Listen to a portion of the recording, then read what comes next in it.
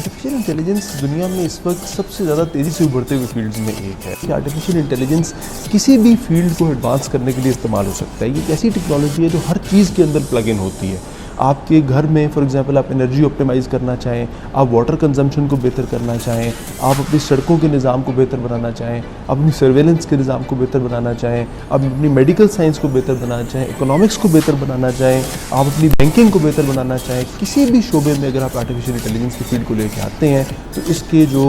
समरात हैं वो बहुत ह्यूज हैं। अगर हुकूमत पॉलिसीज़ इक़दाम करना चाहे तो 3 इक़दाम बहुत ज़रूरी हैं। जो पहला इक़दाम है जो पॉलिसी लेवल पे किया जा सकता है वो ये है कि एआई की सिर्फ एक जगह पे यूनिवर्सिटी बनाने या सिर्फ ट्रेनिंग कराना है या सिर्फ एआई का इदारा बनाने से काम नहीं चलेगा। आपने अगर हर फील्ड को एडवांस करना है तो फिर आपको हर इदारे के बीच में एआई का सेल बनाना चाहिए। तो असल में अगर इकोसिस्टम डेवलप हो जाए पाकिस्तान में और रिसर्चर्स को उनकी कदर के मुताबिक मुल्क में रिटेन करने के लिए कोई फैसिलिटीज़ मतलब